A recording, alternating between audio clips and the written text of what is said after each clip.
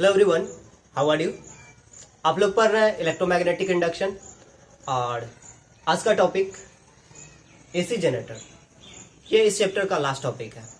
Okay, और इस topic के साथ ही आपका नेक्स्ट चैप्टर यानी अल्टरनेटिंग करंट स्टार्ट हो जाता है। तो आपकी मर्जी, आप चाहें तो इस टॉपिक को इलेक्ट्रोमैग्नेटिक इंडक्शन चैप्टर में भी रख सकते हैं और आप चाहें तो इसे आप अल्टरनेटिंग करंट चैप्टर में भी रख सकते हैं। ओके, तो शुरुआत करते हैं। हम लोग समझते हैं आखिर एसी जनरेटर है क्या, किस तरह से वर्क करता है और इसका प्रिंसिपल क्या है। तो मेनली आप लोग पढ़ें इलेक्ट्रोमैग्नेटिक इंडक्शन। मेन प्रिंसिपल तो यही है इसका, AC generator works on the principle of electromagnetic induction. अब इलेक्ट्रोमैग्नेटिक इंडक्शन जब टॉपिक आपको इंट्रोड्यूस किया गया था तो उसी समय मैंने आपको बताया था कि एक कॉइल में, एक सर्किट में करंट इंड्यूस करने के, ईएमएफ इंड्यूस करने के कई तरीके हो सकते हैं। एक कॉइल के आसपास मैग्नेट को मूव करके, या फिर कॉइल के एरिया को चेंज करके, या फिर कॉइल को एक्सटर्नल मैग्नेटिक फील्ड में रोटेट करके। राइट, जब हम लोग कॉइल को एक्सटर्नल मैग्नेटिक फील्ड में रोटेट करते हैं तो मैग्नेटिक फील्ड वेक्टर और एरिया वेक्टर के बीच जो एंगल है वो चेंज होता है। और जब मैग्नेटिक फील्ड वेक्टर और एरिया वेक्टर के बीच जब एंगल चेंज होता है तो फिर कॉइल से लिंक करने वाला मैग्नेटिक फ्लक्स है ना, फ्लक्स लिंकेज जो है वो वेरी करता है। और फ्लक्स लिंकेज वेरी करने से according to Faraday's law of EMI EMF induce होता है। ओके, तो बस यही प्रिंसिपल है एसी जनरेटर का। राइट, क्या करता है AC generator? AC generator mechanical energy को कन्वर्ट करता है इलेक्ट्रिकल एनर्जी में। आप जनरेटर में एक कॉइल है जिसे आप आर्मेचर कहते हैं। ओके, आर्मेचर से, कॉइल से एक टरबाइन कनेक्टेड होता है और टरबाइन को जो है आप किसी मैकेनिकल मीन्स से, जैसे कि फॉलिंग वाटर है ना, ऊंचाई से पानी गिर रहा हो उसके हेल्प से, या फिर पानी को गर्म करके उससे स्टीम प्रोड्यूस किया और स्टीम के प्रेशर के हेल्प से, या फिर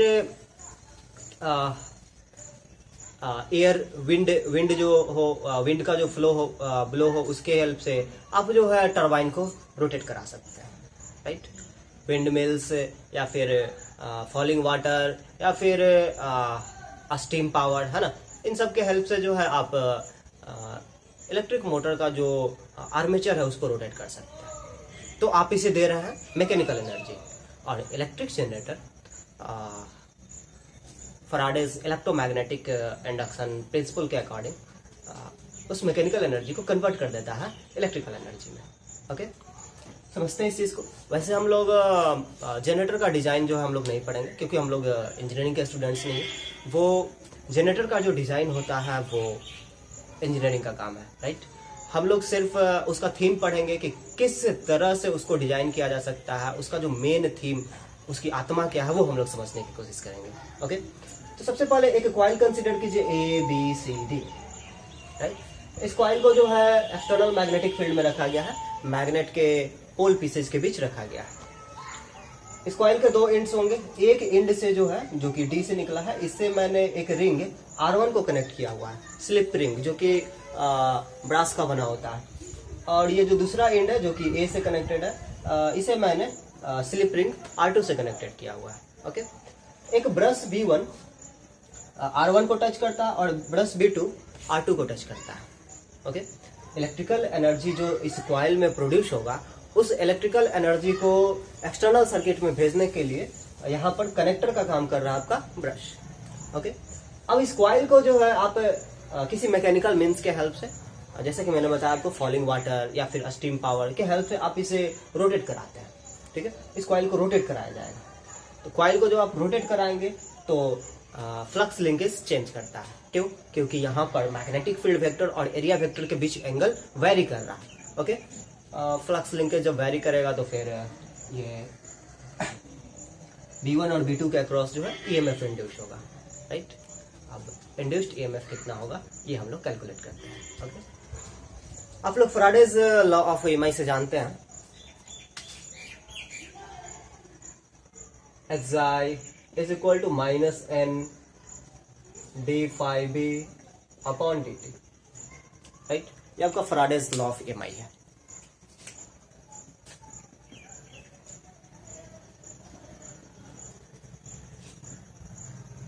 minus n d B A cos theta upon D T. B magnetic field हुआ, ए एरिया वेक्टर हुआ, सब मैंने मैग्नीट्यूड लिया है, और थीटा जो है एरिया वेक्टर और मैग्नेटिक फील्ड वेक्टर के बीच का एंगल। मान लीजिए कि इस कॉइल को रोटेट कराया जा रहा है विथ एंगुलर स्पीड ओमेगा। इस कॉइल को रोटेट कराया जा रहा है विथ एंगुलर स्पीड ओमेगा, और इनिशियली यानी t इक्वल 0 पर जो ओरिएंटेशन था कॉइल का कुछ इस तरीके से था, ताकि एरिया वेक्टर और मैग्नेटिक फील्ड वेक्टर के बीच एंगल 0 डिग्री होता है, राइट। तो after time t theta is equal to कितना होगा? इनिशियल जो एंगुलर पोजीशन है, जो एरिया वेक्टर और मैग्नेटिक फील्ड वेक्टर के बीच एंगल है इनिशियल, वो है 0 डिग्री। तो आफ्टर टाइम t एंगल कितना हो जाएगा? इन रेडियन वो एंगल होगा ओमेगा इंटू टी, राइट। तो आप लोग इसे लिख सकते हैं minus N D B A cos omega T upon D T. Magnetic field constant है, कॉइल का एरिया भी कांस्टेंट है,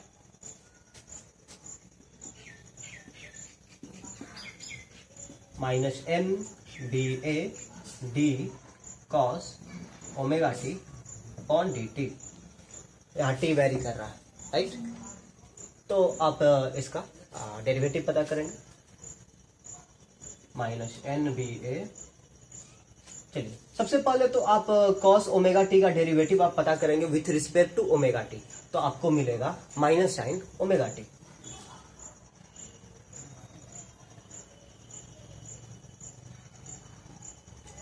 और फिर ओमेगा टी का डेरिवेटिव आप पता करेंगे विथ रिस्पेक्ट टू टी, तो आपको मिलेगा ओमेगा। कुल मिलाकर के आपको मिला एक्साई is equal to n B a omega sine omega t, right. जिसमें से number of turns n B a omega ये सब कांस्टेंट है, राइट। और टाइम चेंज करने के साथ जो है ईएमएफ भी चेंज कर रहा है, मतलब ईएमएफ जो है वो कांस्टेंट नहीं है, ईएमएफ टाइम का फंक्शन है, राइट। जो इंड्यूस्ड ईएमएफ है वो टाइम का फंक्शन है, वो कांस्टेंट नहीं है। क्लियर है आपको? टाइम का ये कौन सा फंक्शन है? साइन फंक्शन है, यानी कि साइन कर्व जिस तरीके से वेरी करता है ना, साइन का वैल्यू जिस तरीके से वेरी करता है उस तरीके से ये भी वेरी करेगा। साइन का मैक्सिमम वैल्यू क्या होता है? साइन का मैक्सिमम वैल्यू होता है +1, मिनिमम वैल्यू क्या होता है? -1। तो यहाँ पर एक्साई का जो मैक्सिमम वैल्यू होगा, है ना, एक्साई का जो मैक्सिमम मिनिमम वैल्यू होगा वो आपका होगा एन बी ए ओमेगा, क्योंकि साइन ओमेगा टी का मैक्सिमम वैल्यू 1 होगा और साइन ओमेगा टी का मिनिमम वैल्यू जो है वो -1 होगा, राइट। तो कुछ इस तरीके से आपको हम इसे लिख सकते हैं एक्साई equal एक्साई not sign omega T, जहां पर एक्साई नॉट जो है जिसका वैल्यू है एन बी ए ओमेगा, है ना, और इसे आप कह सकते हैं peak value of EMF, right. और यदि आप लोग इंड्यूस्ड ईएमएफ के लिए ग्राफ ड्रॉ करेंगे,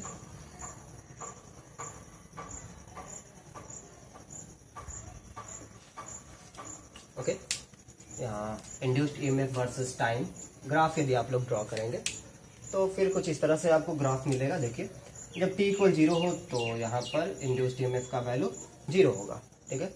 और फिर ये इंड्यूस्ड ईएमएफ मैक्सिमम पर जाएगा, ठीक है।